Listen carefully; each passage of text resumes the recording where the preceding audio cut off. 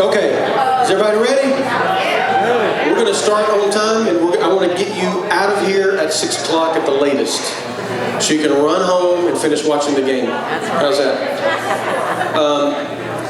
Can I just say, from the bottom of my heart and our hearts, thank you for coming back.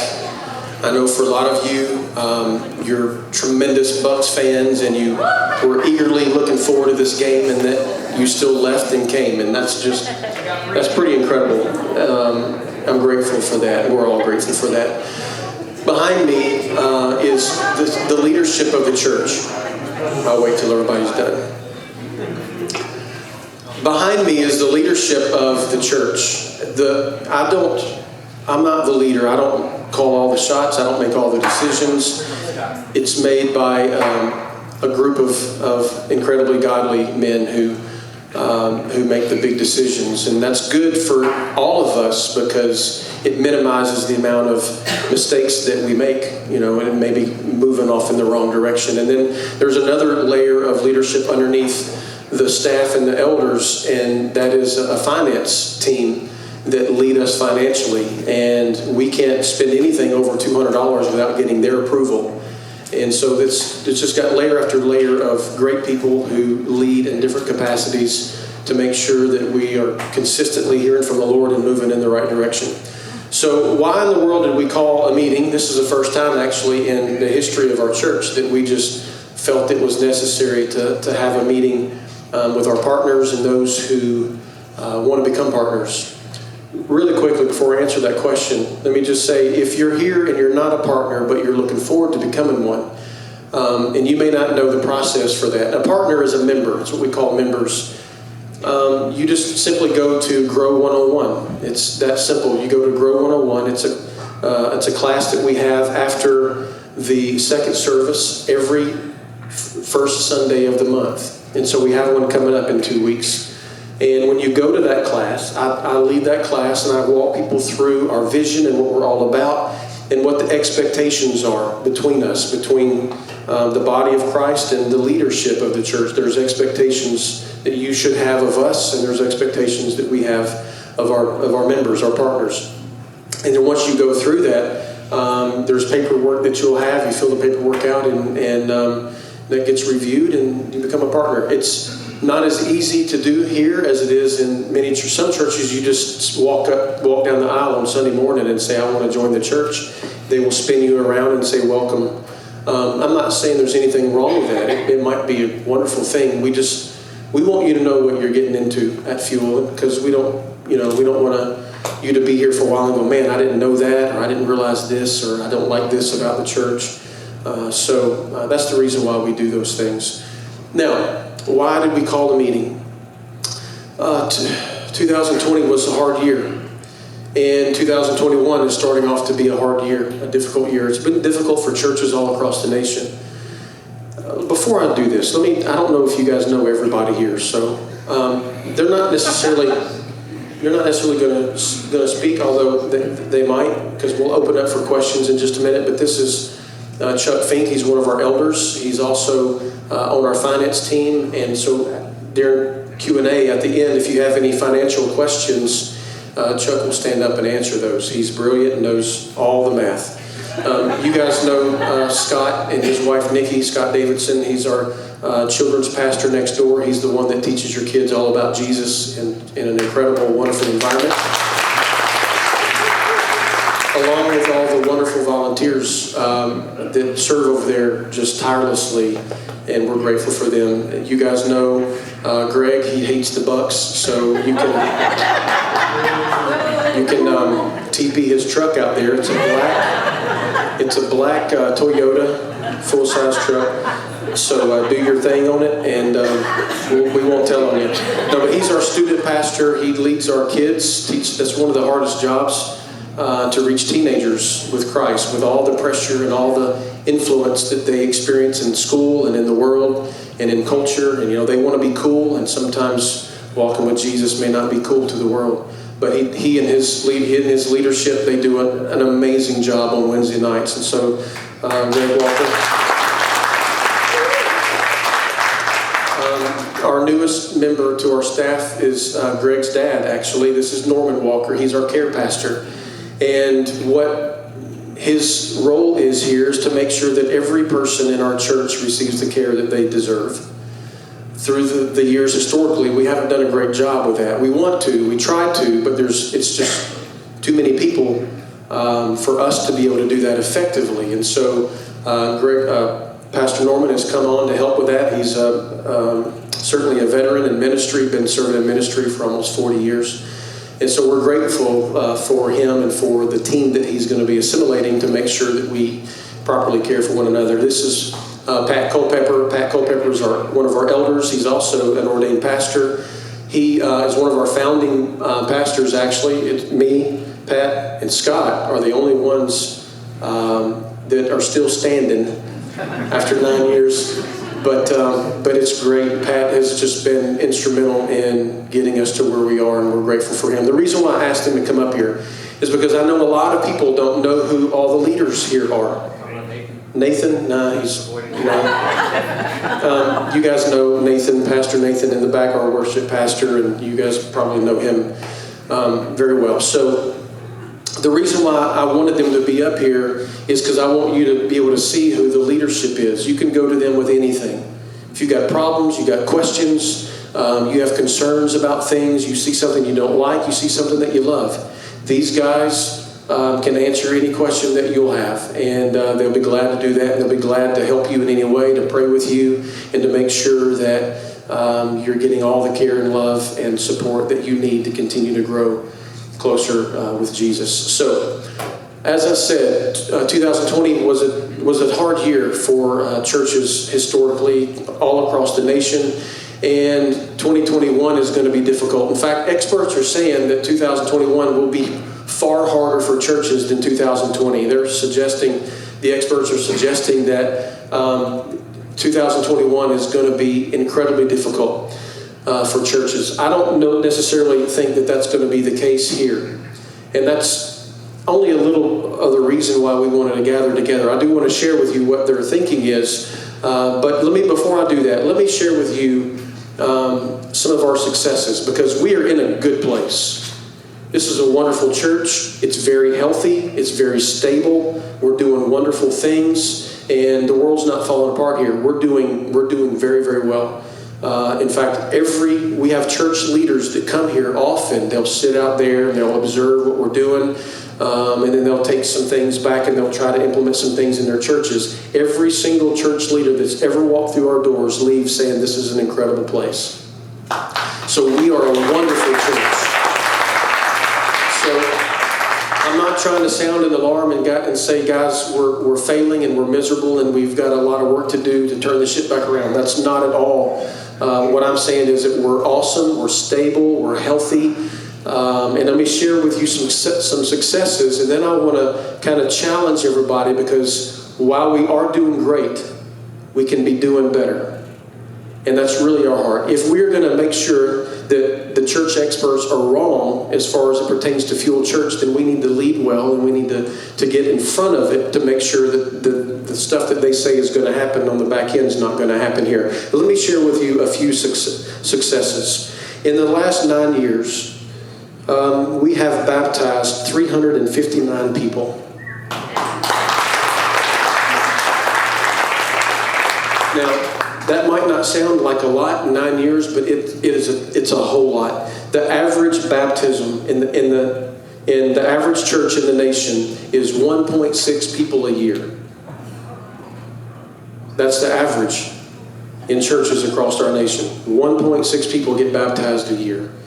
And for us to, you just do the math, we'd be looking at 12, 13, 14 people maybe, if that were true for us. But 359 people, that's tremendous. Now, that's only baptisms. That's not talking about people that have actually been saved. There's been hundreds and hundreds more than this number that have had their lives changed through Fuel Church. And that is worth celebrating, because that's why we exist. That's why we do what we do. We don't celebrate it nearly enough when people's lives are changed, but we've seen people who have been alcoholics for 20, 30, 40 years that just, boom, they're done. God delivered them from alcoholism. We've seen people that have been drug addicts for years and years and years, and boom, God delivered them from that addiction. We've seen so many other different types of addictions. We've seen and witnessed marriages that were not going to make it. They come to fuel as a last-ditch effort. God just works in their hearts, and they're flourishing. Just so many stories I wish I could share. All the stories of the incredible things that God has done through our church over the last 9 years, and it's just incredible to see these things and what's been going on. We've built, because of our involvement in the community since day one, we've built such a high level of trust in our community that I wouldn't take that for anything. Trust is hard to gain. And when we first started the church, most of the churches in the area thought that we were a cult. In fact, there were pastors that would tell their congregations that don't go to Fuel Church because Fuel Church is a cult. And they didn't know what we were about or who we were. They didn't know. All they knew was we came in here and we started preaching the gospel, and then tons of people start coming, and we start growing and building, and then we have to rebuild, and we have to rebuild, and we see all these things happening, and they couldn't figure out, they must be doing something wrong. And they were telling people, literally telling people, they're telling their congregation it's okay to sin. That's literally what pastors were saying. 9 years later, all the pastors in the area have a great deal of respect for our church, because the people in this church is absolutely amazing. The leadership of this church, they walk in integrity. And we've proven ourselves to be trustworthy to a community that, and I don't blame them, that they look at people of faith and they have doubt, and they always wonder, what's the angle? What are you trying to accomplish? What are you trying to get? And they're always kind of keeping people at arm's distance. But we've gained a tremendous amount of trust in our community and in the other churches, and I wouldn't take anything for that. As I said, we're stable. We built a school in Haiti. It's just the craziest thing. We built a school in Haiti. We have 150 plus kids that we ensure get an education so they have a future, a different way of life. They don't have to be hopeless. They can have hope. We're teaching them about Jesus. And I think we're getting closer and closer and closer for us to be able to turn things over to that community. One day we hope to turn everything over to this community and let them continue what we've started and us start another project in another area. That's what we want to do. That's what we feel like the Lord's called us to do. But we're not close to that yet. But that's tremendous that the Lord has been able to do that through us.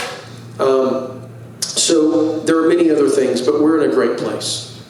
And we're still doing tremendous things. Let me share with you the reason why I feel like we can do better. Well, I mean, I think we all would agree we can do better. But I pulled up a 10-year profile of the numbers since we started. So it was only 9 years here because we're not 10 years old. But the numbers, I just want to share with you because I want to be very open, honest, transparent. I want you to know exactly where we are and exactly how we're doing. In 2012, we had a total membership of 127 partners. That was almost the entire church back then. In fact, we had almost everybody was a partner, and everybody except one person was in a small group. And she was an elderly lady, and just you couldn't force her to get into a group. And we was like, okay, that's fine. But that was 2012, 127 people. And with 127 people, we had 46 baptisms that year. That's tremendous.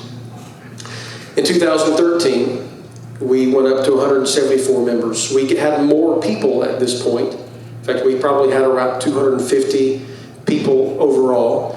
But as we started to grow, fewer and fewer people started getting more and more involved. When we first started, everybody was involved. Everybody was all in. It was the most incredible experience of our lives, wasn't it? When we first started, yes it was, says Brother Kevin. When we first started, almost 100% of the people were 100% bought in. And that's the reason why God was doing such amazing things. Because everybody took ownership. We looked at this church as it's not Mike's church or the staff's church or the elders' church. No, this is my church, and I've got a role to play because I'm vital to the health of the church, and I'm vital to assist everyone in reaching our community. And it was just incredible. But we can already see in 2013, 2014, we had 241 people. And we had, 241 people. We had 56 baptisms. In 2015, we had 293 people. These are all partners. And 49 baptisms. Just tremendous. 2016, we had 280 people. We had 51 baptisms. 2016, we peaked. That was the best we got. From 2016 till today, we've gone downhill on several metrics. Right before the coronavirus hit, let me explain why we went downhill. We planted a church. Intentionally planned. We sent people out to help plant the church, to be a part of that church that were among us. We sent finances and equipment, and we helped them launch. At the same time, there was another church in town that was planting a church, and we let them plant inside of our church. They would gather here and meet and have their initial launch meetings here, and we had some people that went with them as well, which is wonderful. We're not trying to grow a church. We're not trying to see how big we can get. We want to make a difference. So when that happened, obviously all the numbers that we had went down. And then it took several years for them to start to come back up. Now that's a mystery. I don't fully understand why that was the case, although I did have somebody come to me about 2 years after we launched City Place Church and asked me, tell me what really happened between you and Pastor Kevin. Because the thought was that because they left to go plant another church, there was friction in the staff and they felt like that they needed to go. That wasn't the case. But I started thinking, well, maybe there was a lot of people that had that thought. Maybe they thought because we sent him away and planted another church that there was friction there. And maybe that caused people to have doubts about the church and just kind of drift off. I don't know. It's still a mystery to this day. But we went several years and we started climbing back up. At the beginning of 2020, we were almost back out to peak numbers of where we were.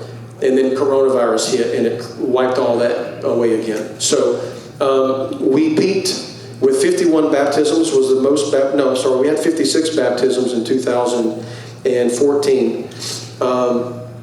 And then we started coming down. In 2017, we had 33. 2018, we had 28. 2019, we had 34. We were climbing back up. And then last year, 2020, we had 8. Of course, we didn't meet half the year. But this is where we were. Now, giving-wise, financial-wise, we never really suffered. We did well. And last year, actually, our giving was higher than it has ever been. Is that right? It was higher than it has ever been, ever. Last year, during a pandemic, which is really crazy to think about. So we're in a good place, but we can do far better. And here's what I want to do for the next few minutes. I really want to challenge everybody that's here. You're our partners. When you went through the partnership class, or if you haven't gone yet, when you go through the partnership class, you're going to hear me talk about that the expectations that we have of our partners is that they serve next to us, side by side on a team. That's an expectation. When we launched this church, I was probably too blunt, but I would say every single time that we would gather that if you're coming to Fuel and you're not planning on serving, don't stay. Because we're not trying to grow a church of people that sit in the pew. We're trying to grow a church of people that's bought into what Christ has called us to do and that's ready to go out in our community and reach the lost. And we do that, the teams that we have inside the church on Sundays are vital. There's a lot of people in church world that are complaining about all the teams and all the things that go on, and they say, well, it's not about what happens inside the church, it's only about what happens outside of the church. Like, no, it's both. Because the people that's outside the church, they're going to come eventually. That's the goal. When we're out there, ministering to the community, they're going to show up every once in a while. And when they show up, we want them to feel like, man, that was a welcoming, warm, loving group of people. And we do that through our teams. So we want everyone to serve. My expectation is 100% of the people who are partners, that are members of this church, they're serving on a team. That's my expectation. In fact, I would really like to say, I wish just everybody that called Fuel home, whether or not they're a partner or not, everyone that called Fuel home would serve on a team. So I really want to challenge you, if you're not serving on a team. I want to do that tonight, actually. When we leave, I'm going to leave enough time at the end. You'll notice around the room that we've got every team that we have inside of the church. We've got every team listed. And in a few minutes, I'll describe what these teams do. And then when we leave, before you leave, if you're not on a team, I want you to go to whichever table you feel is a good fit for you and there's sign-up sheets, and there's some candy, so I'm going to lure you in with candy. And I can't eat any yet. Next week, I got a bag of them in my office. I took the rest of them. I'm kidding. No, I'm not. I do have a bag of them in my office. But I really want you to serve. Now, if you are, historically, I've always thought if people are fuel group leaders, if they're leading one of our small groups, then I never asked or expected them to also serve on Sunday. But I think that's doable. Because we want everybody to serve in one area. We don't want people to serve in multiple areas. If you serve on Wednesday night with Pastor Greg in the student ministry, I think you could do Sunday morning. But we don't want people to serve in multiple areas on Sunday morning because it just wears everybody out. We don't want to burn people out. If everybody would get involved and everybody would be all in, everybody would serve, then people would only have to serve once every 4, 5, 6 weeks. And it would be very easy for everyone. Most churches only have 20% of the people doing all the work. That's the majority of churches. We're not there. We're not even close to that. In fact, I would assume that probably the majority of you are already serving. But we, like I said, we want everyone to serve because we believe that's where the strength of the church lies. Is in us serving one another. I mean, that's biblical. That's what Jesus said. He talked about the members of the body and how we're all supposed to serve. So we really want that. Another expectation that you'll hear if you go through the partnership class, or you've already heard, is that we want everyone to get into a small group. Guys, this is critical. I hear far too often people complaining because they don't feel like they're very connected. 99% of the time, those people are not in a small group. It's critical. If you're not in a group, you're going to feel disconnected because we only do Sunday mornings. We don't do Wednesday night. We don't do Sunday night like the majority of churches, and we're never going to. Okay? We're never going to do that. And you might say, well, maybe you should reconsider that, or maybe you should do that. No. The model we have set up is we want everyone to come on Sunday. We want them to serve. We have 2 services. We want people to attend the service and serve in a service. And then apart from that, we want you to gather in small groups so that there's greater discipleship, so that there's a connectivity, so that you can, really cultivate deep friendships, long-lasting friendships. Some of the best friendships I've ever had came through the small groups. So there's no wonder that people feel disconnected if they're not in a small group. And so if you're not in one, today I want you to get in one tonight. I want you to sign up. I'm the small group leader. I'm going to help you get connected into a small group. I'm going to spend time making sure that I'm going to try to put you in the best possible group that's a great fit for you so that you'll flourish in that group. The small groups table is going to be this first one right over here. And I really want you to sign up. I'll follow up and get in touch with you this following week and try to get the ball rolling on that. Okay. Also, small group leaders. We need more small group leaders. It's our Achilles heel. If we have an Achilles heel within small group system, it's the fact that we just don't have enough groups. And I'm not willing to start a group just to throw another group out there without making sure that group's going to be successful. They're going to have, a good person that's kind of leading the group and cultivating the conversations and reaching out and making sure that people are feeling connected. I'm not going to just start a group with just anybody. But I believe that there are people in this congregation who's capable, very capable, probably have led groups in the past or Sunday school or something. And you just need to be tapped on the shoulder and say, hey, would you mind leading a group? So I'm tapping you on the shoulder. Would you mind leading a group? That sign-up sheet is going to be at the same table as the fuel group, so I'd really love for you to do that. This is pivotal. It's crucial because small groups, we want everything to flow into our small. We haven't done a great job with this. Pastor Dan was doing a phenomenal job, but we haven't done a great job historically with this, because what we want to do is we want everything that we do to flow into our small group and out of our small group. Whatever we have going on, we want to be talked about in small groups. When we have, if I'm, like the sermon that I preached this morning, if you liked it or hated it, bring it up in the small group. What did y'all think about what Mike said? Isn't he crazy? That man has lost his mind. You can do that. I don't mind. But we want announcements that we have. When we're trying to gather people for our next Saturday serve, we want that to go into the small group and to talk about it in a small group and to say, hey, have you guys signed up yet? We need to go. Let's go together as a group. And let's serve together, because it's great when we do these things. So it's critical for us. If we're going to get back on track the way that we were and do things with excellence and do things within the model that we believe God's called us to, we believe this is God's model for us. I'm not saying it's right or wrong or indifferent. We believe this is what God has called us to do as a body. And we're not going to be healthy if this is our model and yet we're not doing it.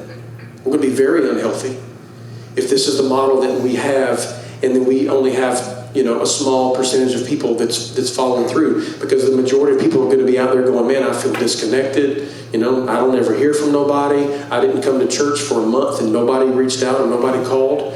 And my first question will always be, are you in a small group? 99% of the time they'll say, no, I'm not in a small group. You need to get in one, because all the things that you're looking for happens in the small group. I promise. Okay? So let me spend just a couple minutes. I want to walk you through. Let me just do this. Questions? Any questions? You can ask anything you want. We are completely an open book. This is your church. It's your money that you're giving. It's God's money, but you're giving your hard-earned money for us to do the things with it that we feel like God's led us to do. So ask any questions that you have. Yes, ma'am.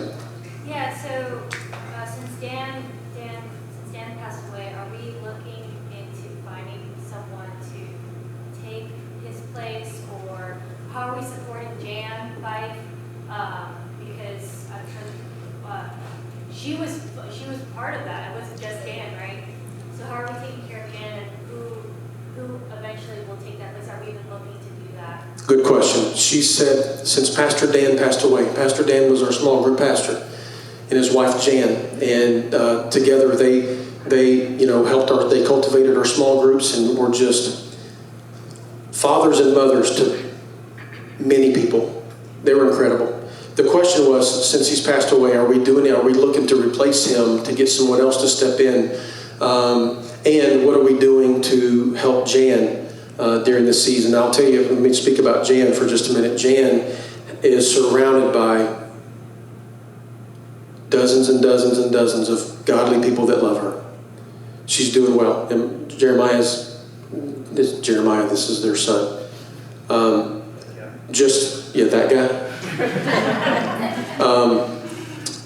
Her faith, she's doing incredibly well because she's got rock solid faith, and she's surrounded by an awesome family and awesome people, and she's doing great. She's supported by all of her friends. This is why small groups are so important. When you're going through something difficult, your small group is going to surround you and going to be there. That's the first line of defense. A lot of people expect me or one of these guys to be the one that does that. There's too many. We can't. We depend on the small groups for that type of love and support to be able to take place.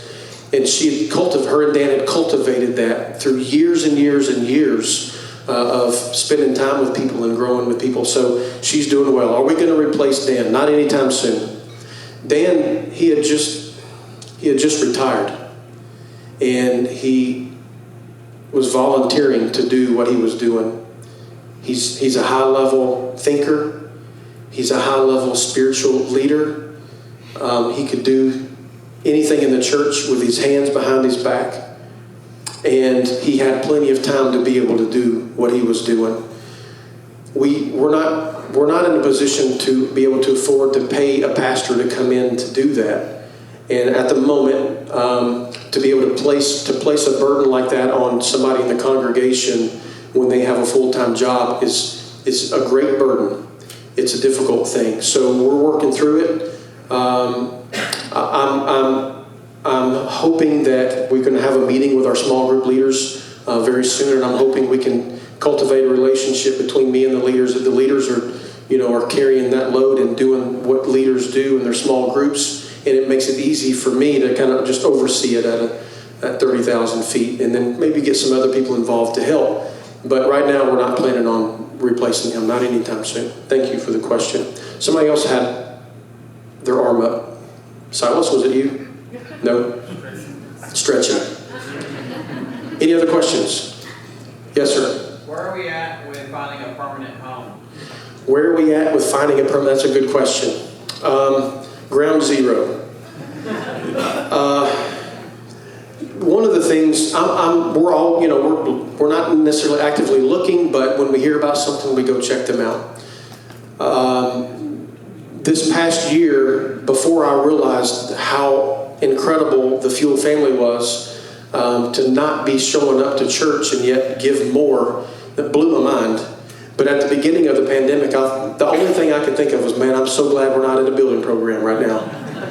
I was thinking, man, I'm glad we're not in a building program. But you know what? The Lord is in control of all those things. If he leads us somewhere, it doesn't matter what's going on in the world. If he leads us there, he's going to see us through the details of it. So we don't have a place. We would love to have a place. And it's a great question, because while we've got space here, it's not adequate space. We even have space to grow.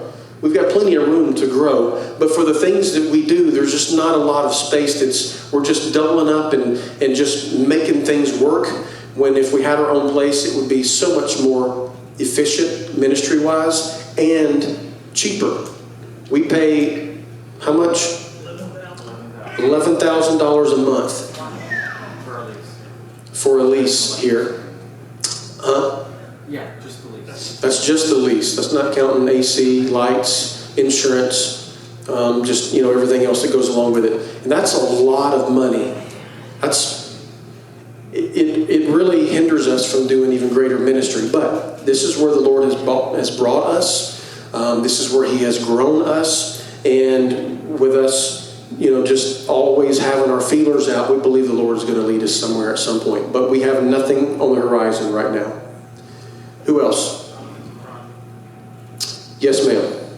Do we have a timeline on when we might be trying to start another program in Haiti and release the current one? Do we have a timeline on when we're going to begin a new ministry in Haiti and release the current one? No, we don't. What we have to do, I think, and Scott can help me with this, but because Scott is also in charge of our Love Haiti, we have to be able to get them where they're self-sustaining. They have to be able to fund the school in some way, or something, or if we get enough corporations that are willing to give to help us and help take some of the burden off of us, and we can start somewhere else. But we think it's pretty often, in fact, it's not really on our radar right now. There's so many other things that are necessities for now that we need to take care of. They have outgrown the school that we built, and they've taken the smallest of the kids and they've put them in the old church building that's literally a mud floor, just wooden posts in the ground. I think do they still have tarp around it, or they got wood slats? Part wood slats, part tarp. They've got a metal roof that leaks, so when it rains, the kids are walking around in mud. And they've been begging us to build something for the kids. We need to get them out of that situation. And it's something that we plan on bringing to the church at some point this year to say, hey, you guys think we're ready to do another building so that we can get these kids in a better environment and get them out of the mud? It'll be sooner than later, says Scott, the boss. So, great question, Rhonda. Thank you. What else? I know y'all got questions. Yes, ma'am. Of these 14 teams that you have on the wall, which ones are the hardest to get people to serve in? There's like a need continually. That's an easy one. Of the 14 teams that's on the wall, which one is the hardest one to get people in? Anybody have a guess? Children's church. It's the hardest one. Parking? Nah, I don't agree. We have more people serving in the children's department than we do in the parking lot. That's the reason why me and Greg are in the parking lot every Sunday, because we don't have much of a team out there. It's me and Greg and what's your name? Glenn.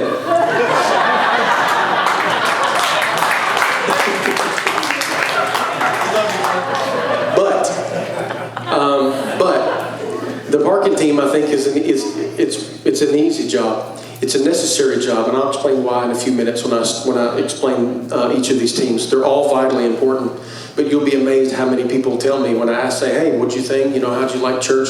And they'll say, "Man, I just felt welcome when I pulled in the parking lot. It was an incredible experience just pulling in." I'm like, "Yes, because that's what we want." So.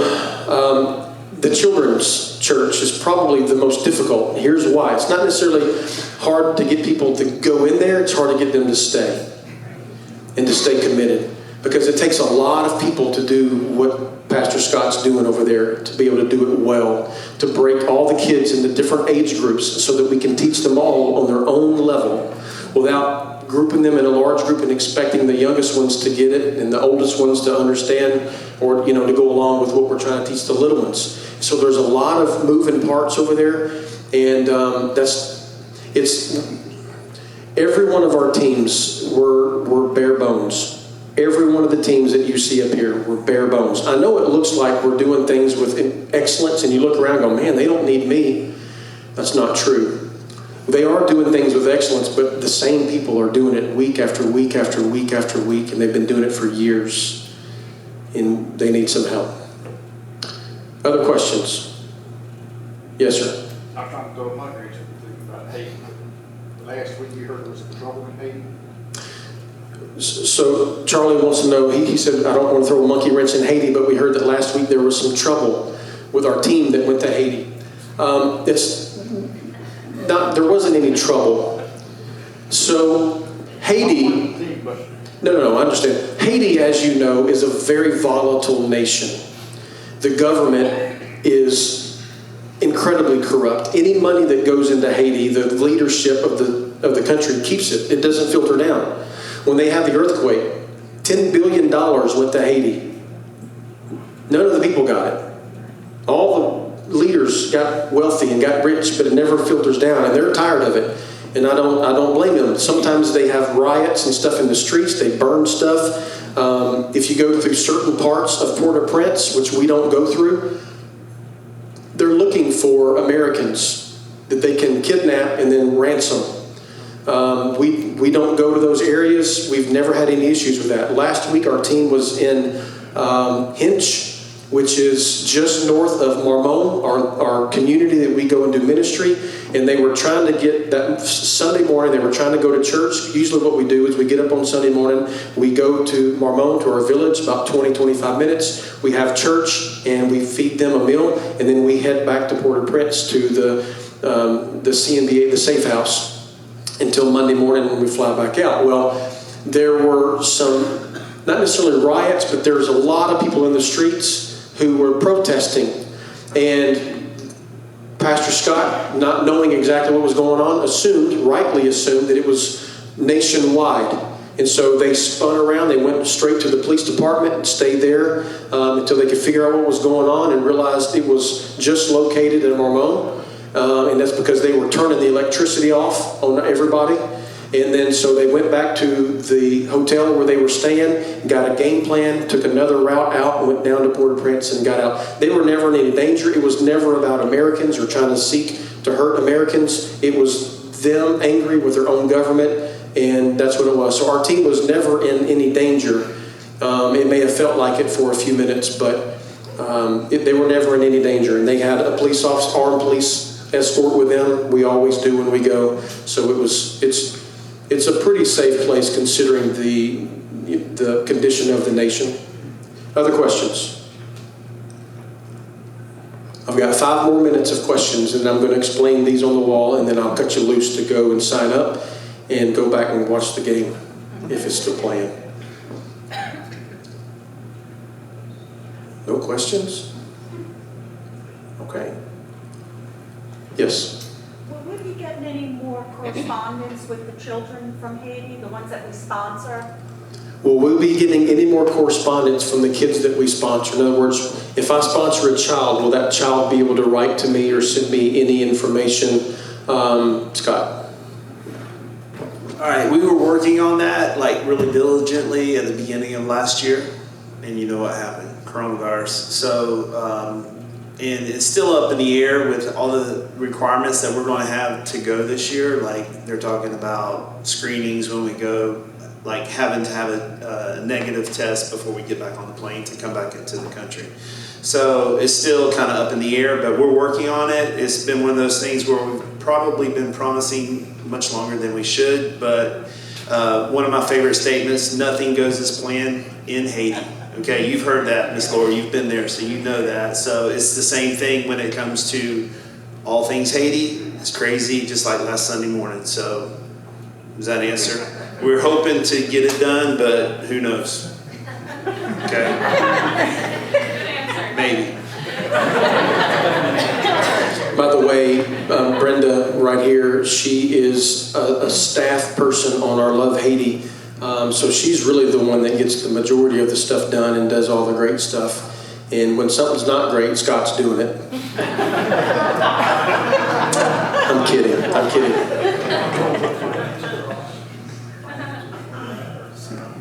Yeah, Pat wanted to know, are we going to talk about finances at all? I'll let you know. In fact, I'll just let Chuck really quick. He's ready.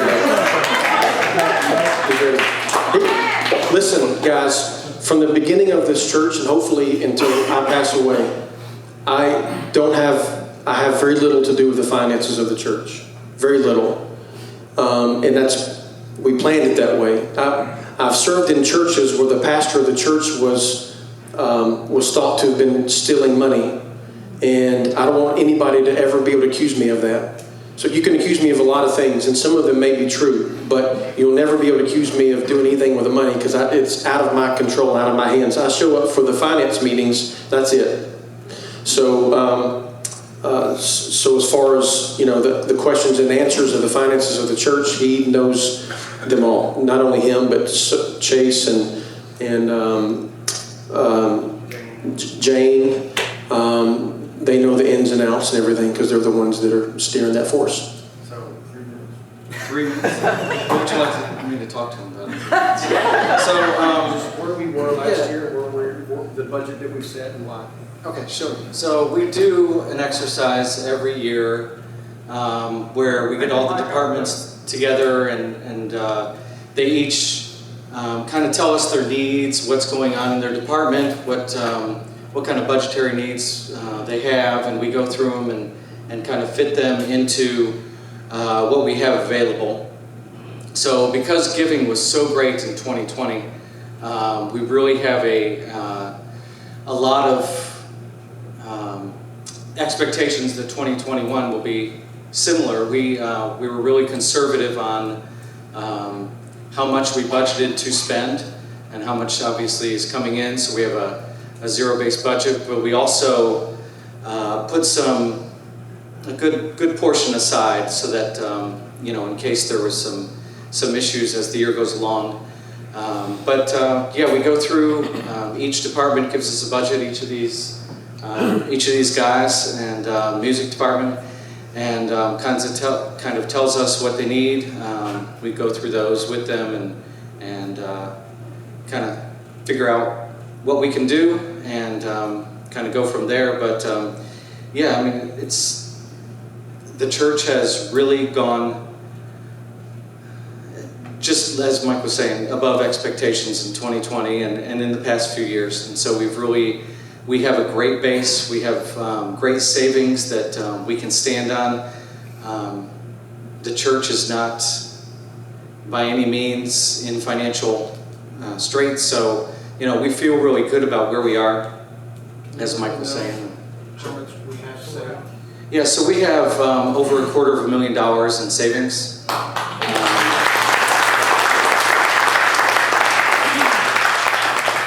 So when we do find that right place, and it's got to be the right place, we're going to be ready. So and each month we put more and more in. And we're very conservative. We just have a savings account. We don't have it wrapped up in gold futures or Bitcoin or anything like that. So don't worry about that. So we're very conservative on our budget, and then anything that extra that comes in, we just throw it into savings, and we're just above all just grateful that everyone's been so faithful and giving, and it makes our job pretty easy for that.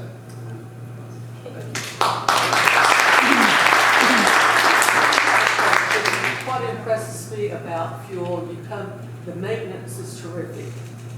Everything you do has been done well, you maintain it well, and you come to a clean church, clean restrooms, clean cafe.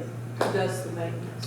So she had a question, but before she had a question, she was just praising the cleanliness of the church when you come in. She said the bathrooms are clean, the facilities are clean, things are orderly, and she said, who does the cleaning of the church? The answer is John Kazee.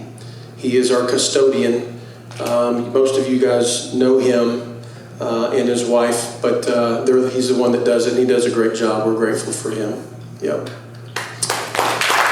So, I was going to say, you might want to reiterate that, was it a year or two ago we paid off the debt?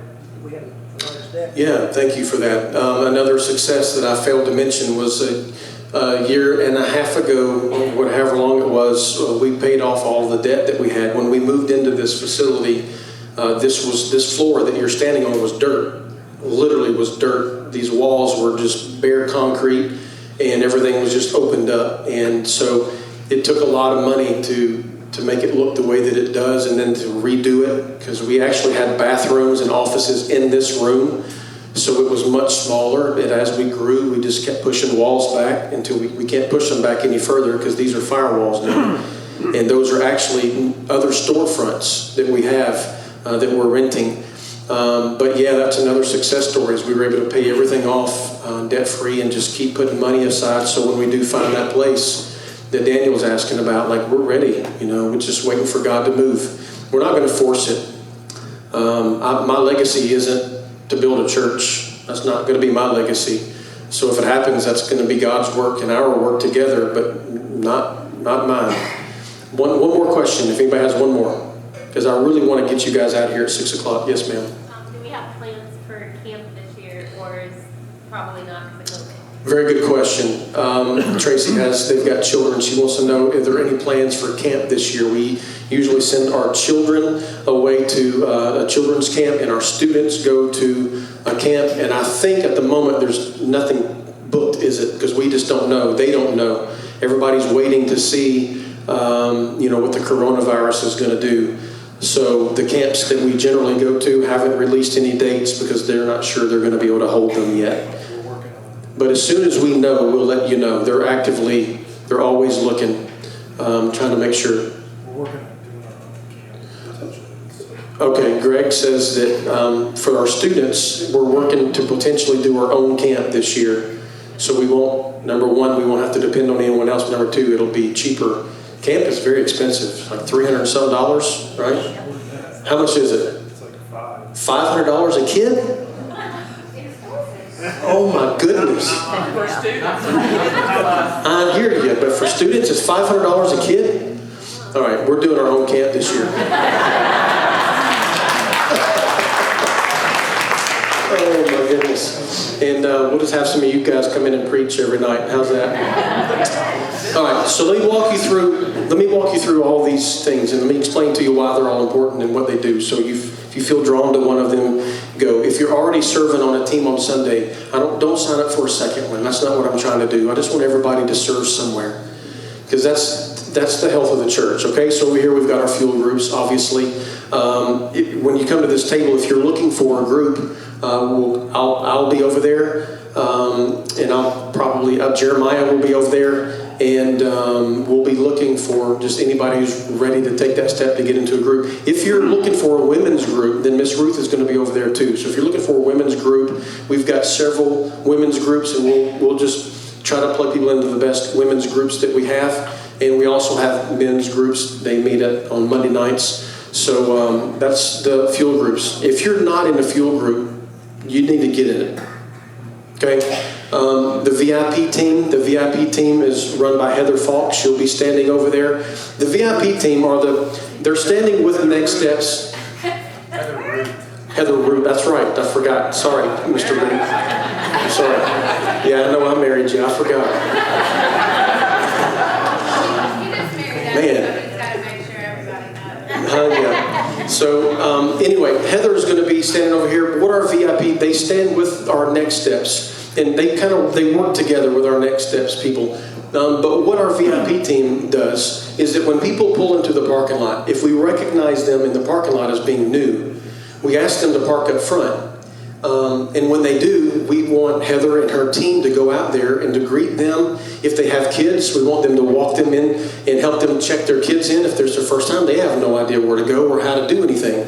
To walk them in, help them check their kids out into the children's ministry, bring them in here, show them where the restrooms are, the cafe, make sure they get a guest card, and then bring them inside. Tell them where the best seats are. You know, right here where Tammy's sitting is the coldest seat in the house. It's right under an air conditioner, so if you like the cold, then that's where you want to sit. If you're freezing when you come in, don't sit here, okay? And bring a blanket. But that's what we want them to do. We want to roll the red carpet out for our guests when they come. We want to make them feel really, really, really special. So that's what Heather and her team is going to be doing. Parking team.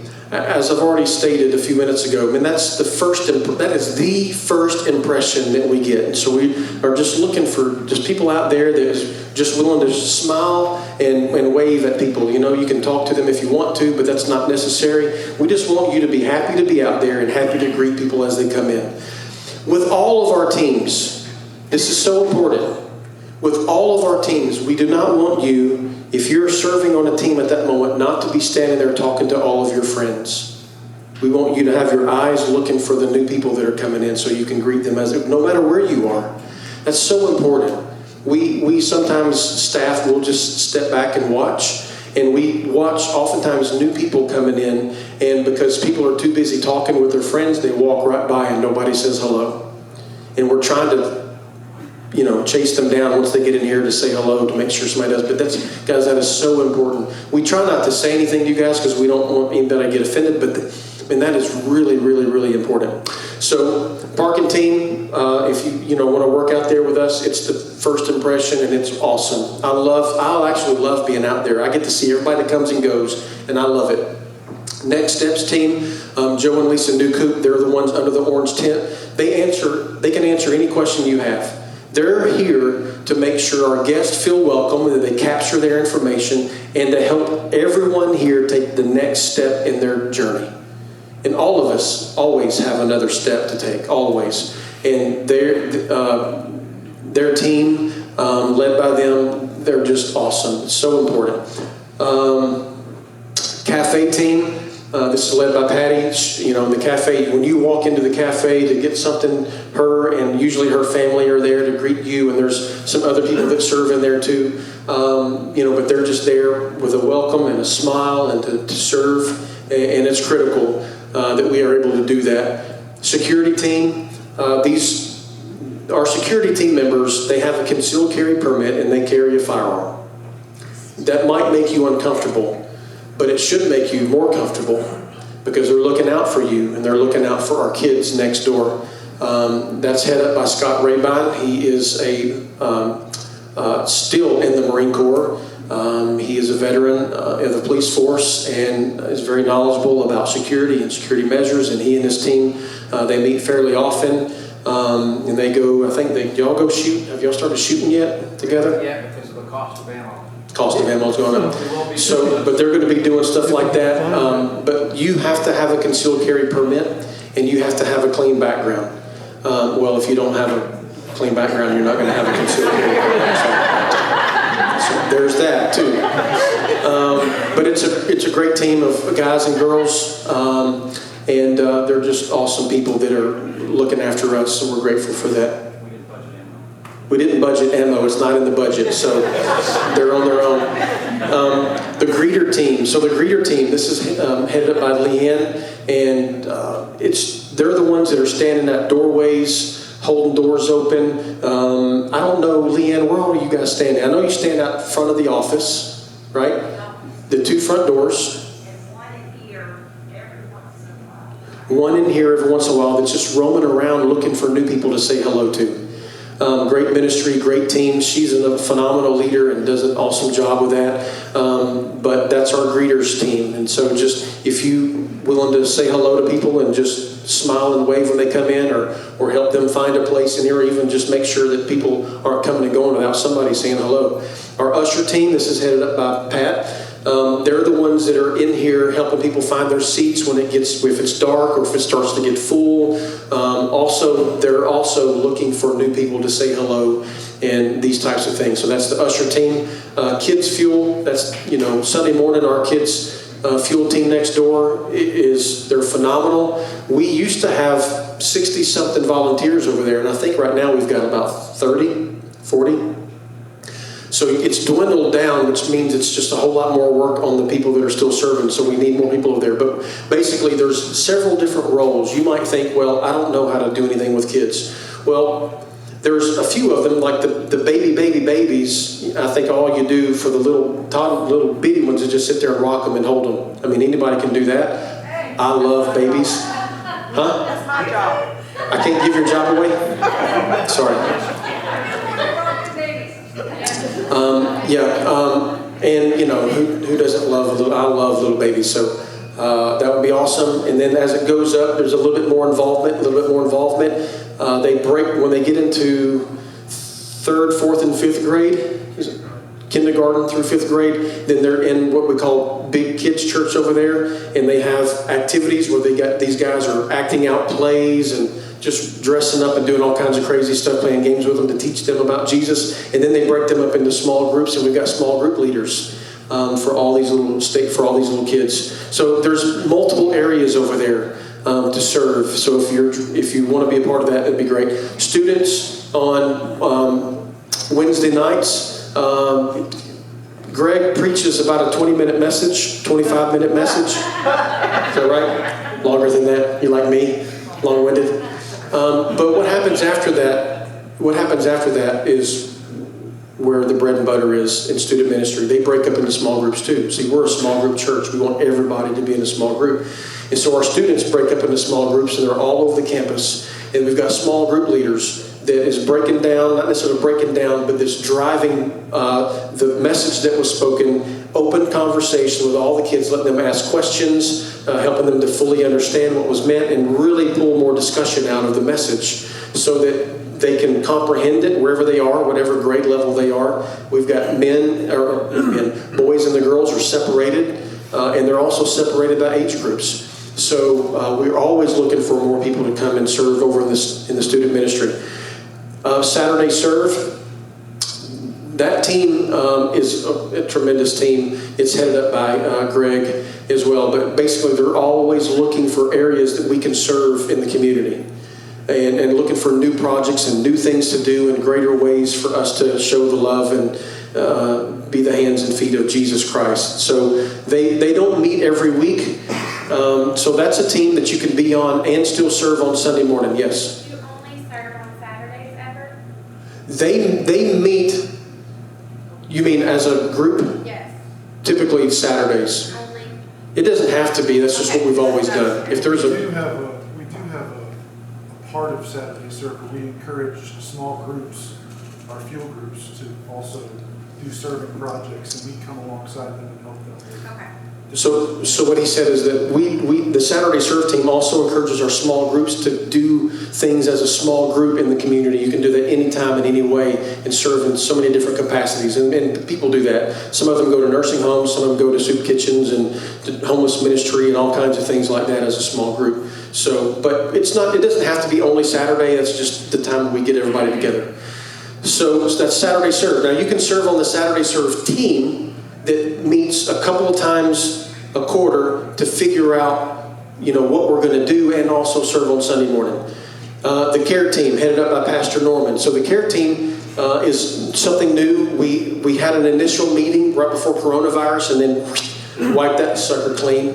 But the care team is a group of people that just love to serve and help people. So if you lose a loved one, man, that's a traumatic time for you to go through, and oftentimes you're so consumed with making arrangements for your loved one that we want to come in and prepare some meals and drop some meals off for a few days so you can focus on making all the arrangements and grieving, going through the grieving process and all that. We want them to be able to help make some hospital visits if that's necessary. And there's a lot of other things that we're looking at trying to get a team of people to help to do, because what we want is every single person that comes here to be able to get the care that they deserve.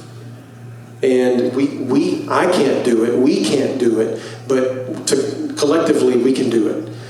So that's the care team. The worship team and the sound team, we're going to put those two together. So you guys know the worship team, they're up here leading in worship every week.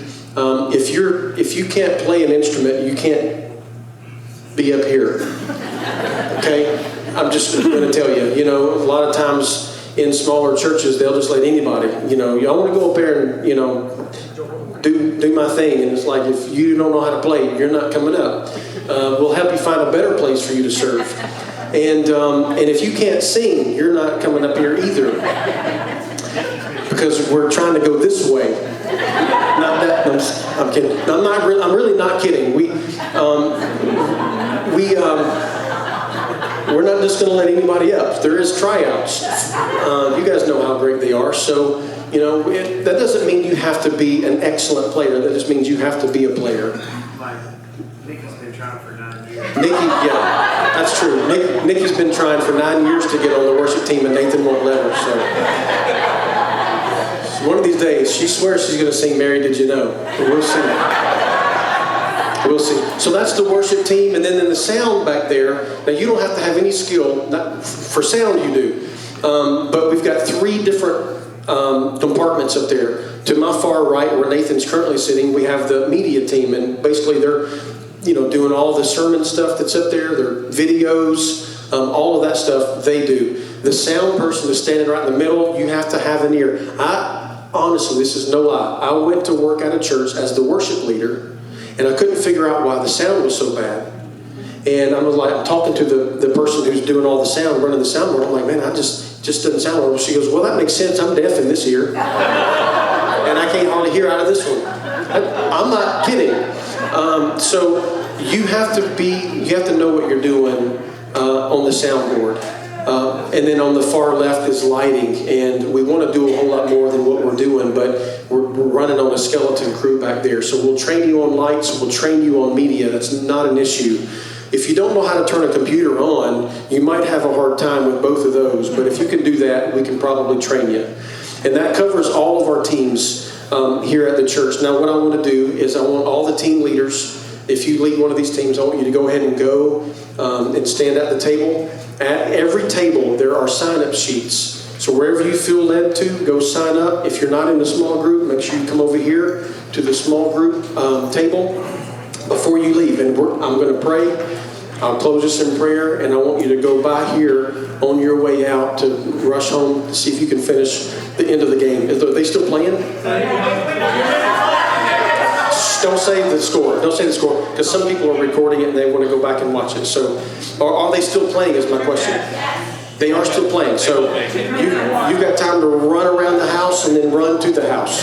Let me close you in prayer. Father, thank you so much for this wonderful church and these beautiful people.